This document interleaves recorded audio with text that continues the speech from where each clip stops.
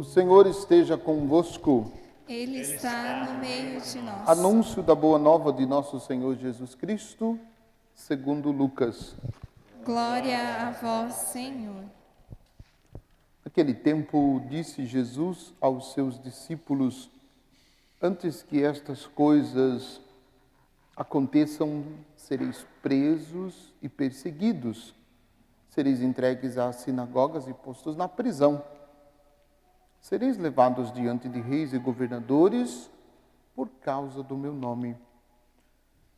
Esta será a ocasião em que testemunhareis a vossa fé. Fazei o firme propósito de não planejar com antecedência a própria defesa, porque eu vos darei palavras tão acertadas que nenhum dos inimigos vos poderá resistir ou rebater. Sereis entregues até mesmo pelos próprios pais, irmãos, parentes e amigos. E eles matarão alguns de vós. Todos vos odiarão por causa do meu nome, mas vós não perdereis um só fio de cabelo da vossa cabeça. É permanecendo firmes que ireis ganhar a vida eterna. Palavra da salvação. Glória a vós, Senhor. Que as palavras do Santo Evangelho perdoem os nossos pecados. Que assim seja. Podem sentar-se um pouquinho. Um primeiro momento eu estava pensando quanto ouvia a primeira leitura, uma característica apocalíptica, né? Com sinais, com símbolos, com gestos, com realidades que muitas vezes fogem ao nosso universo de compreensão. Mas eu fiquei observando a atitude de Daniel. Atitude de Daniel. Daniel, perante o rei e perante as situações que ele está vivendo, ele é um jovenzinho. Não vou dizer que ele é adolescente, mas ele é um jovenzinho.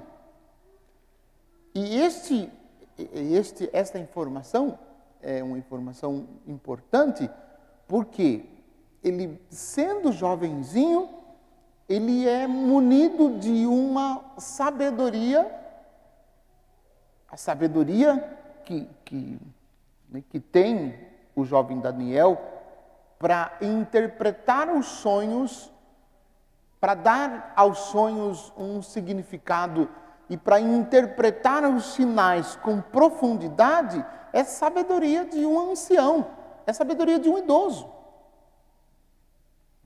Aliás, nem mesmo os idosos, os anciãos, no tempo de Daniel, eram munidos de tanta sabedoria como Daniel.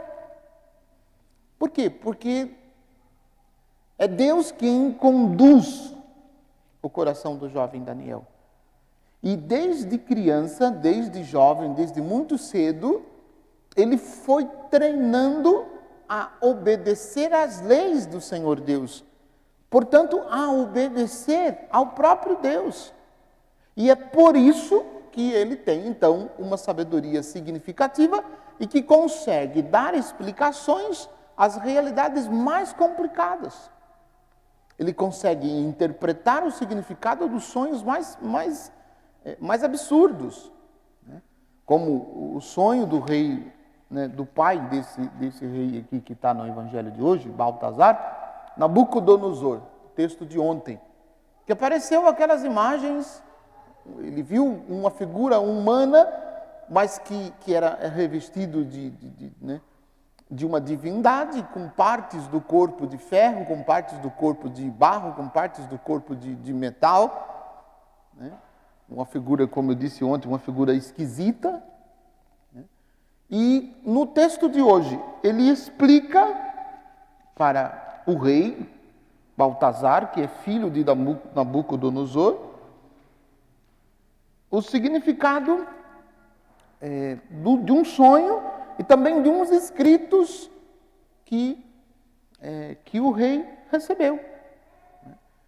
Ele, versículo 23 em diante, 24, 25, 26, 27 e 28, ele vai dando o significado, as letras, e explicando aquilo que estava escrito. E aí tem um dado importante no meio do texto, que o rei tinha separado para ele algumas riquezas, entre joias e ouros e pratas, etc., para que ele interpretasse para o rei aquela visão. E o rei já tinha tido outros magos, outros intérpretes, outros anciãos e pessoas consideradas inteligentes que não conseguiram explicar. E aí é interessante porque o rei oferece uma grande quantia de dinheiro para isso, para Daniel. E Daniel não quis. Guarda o teu dinheiro, dá o teu dinheiro para outros, dá a tua prataria e o teu ouro para o outro, mas eu vou interpretar. Ele diz, fique contigo os teus presentes e presenteia a outro com tuas honrarias. Contudo, vou ler, ó rei, o escrito e fazer-te a interpretação. Fiquei observando que aquilo que é de Deus, que Deus manifesta aos homens, que Deus revela, que Deus permite que os homens conheçam, não tem preço que pague. Não tem dinheiro no mundo que pague. Porque é dom de Deus, é graça de Deus. Então, são dois pontos que a gente deve observar na figura de Daniel. O primeiro, que é a sabedoria para interpretar os acontecimentos do tempo presente e os sinais da história, é sabedoria que vem de Deus. É sabedoria que vem de Deus. Isto é, nós podemos interpretar os acontecimentos da história, os sinais do tempo, conforme nós estamos vivendo, segundo o coração de Deus. Ninguém conseguirá explicar e entender os sinais se não for pela graça de Deus. Esse é o primeiro ponto. E o segundo ponto é que os dons, os benefícios de Deus manifestados a nós durante a nossa vida não tem dinheiro que pague. Não tem ouro que pague. É muito mais precioso do que qualquer ouro. Muito mais precioso do que o ouro, muito mais precioso do que a prata, muito mais precioso do que todas as pérolas preciosas. Porque é dom, é graça de Deus. E aquilo que é de Deus não tem o que pagar. Não tem o que pagar. E é por isso que nós precisamos cada vez mais buscá-lo com grande alegria. Depois, um segundo momento, o texto que nós ouvimos do Evangelho. Que se a gente olha esse texto sem fé, ou desatento, ou com o coração atribulado, a gente fica com medo dessas coisas que Jesus está descrevendo no Evangelho. E a gente fica com medo. E são coisas, como diz o próprio Senhor, são coisas pavorosas, né? Versículo 12 diz, antes que essas coisas aconteçam, sereis presos e perseguidos, sereis entregues nas sinagogas e postos da prisão, sereis levados diante dos reis e governadores por causa do meu nome.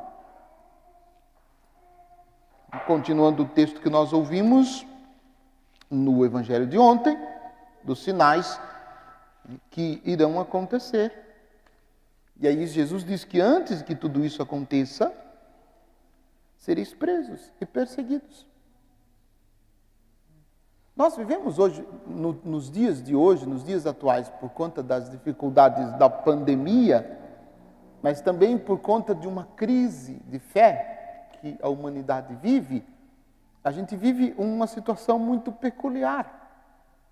E aí eu fico pensando, nesse contexto de mundo e nesse contexto de história que nós estamos vivendo, se nós fôssemos perseguidos, se nós fôssemos presos, se nós fôssemos colocados diante das autoridades deste mundo por causa da nossa fé, porque nós acreditamos e seguimos Jesus Cristo, como será que a gente se comportaria?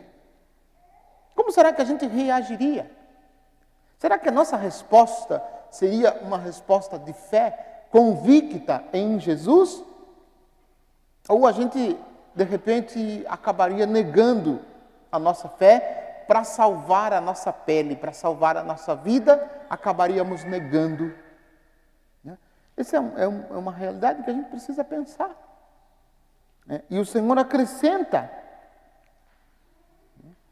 que esta será a ocasião em que testemunhareis a vossa fé. Que o Senhor apresenta aqui nesse ponto, dizendo que as perseguições, as tribulações, as prisões que possivelmente os discípulos dele irão sofrer, é ocasião para testemunhar a fé. Para testemunhar a fé. E isso é profundamente desconcertante. Porque muitos de nós, no nosso tempo, sem estar vivendo essas grandes perseguições, sem estar vivendo grandes tribulações, muitos de nós não conseguimos dar um testemunho de fé. Não para as pessoas com quem nós convivemos dentro da igreja, mas dar o nosso testemunho de fé para aqueles que não convivem conosco na igreja. Para aqueles que, de algum modo, já estão dando as costas para Deus. Então, nós vivemos essa dificuldade que, mesmo sem grandes perseguições, mesmo sem grandes tribulações, nós encontramos pessoas e muitas vezes nós mesmos sentimos dificuldades em testemunhar a nossa fé. E aí o Senhor vai apresentando outros elementos.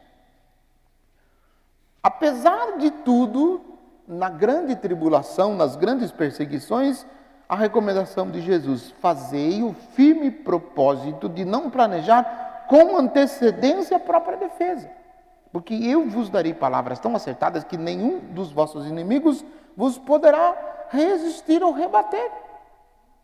Ainda, além de ser uma oportunidade para testemunhar a fé, na perseguição o Senhor nos garante assistência do seu Espírito, para que, segundo o seu coração e segundo o seu Espírito, a gente possa responder às situações da vida de perseguições, de rejeições, de contradições que o mundo vai nos oferecer. Ele mesmo nos dará palavras, ele nos garante assistência para que a gente testemunhe a fé. E quando a gente precisar de palavra, ele vai nos dar palavras tão acertadas para responder e rebater aos nossos inimigos. Depois o Senhor acrescenta: sereis entregues até mesmo pelos próprios pais, irmãos e parentes e amigos, e eles matarão alguns de vós. Entregues até mesmo pelos próprios pais. Não precisa ir muito longe. Se a gente observar com atenção o que está acontecendo à nossa volta, nós vamos ver um monte de notícias de filhos assassinando o pai, por herança, por fortunas, por riquezas.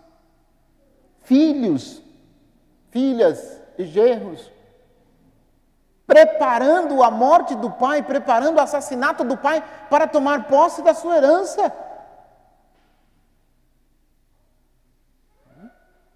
E tantas outras coisas absurdas que a gente vê acontecendo. É só observar em nossa volta que a gente vai ver um monte de notícias assim. E isso, por um lado, nos assusta. E, por outro, nos enche de esperança, porque nos faz perceber que aquilo que Jesus disse não está longe de acontecer. E que isso pode acontecer conosco. Mas se acontecer conosco, nós precisamos estar com o nosso coração unido a Jesus para poder suportar os momentos de dificuldades que nós passaremos. Todos vos odiarão por causa do meu nome.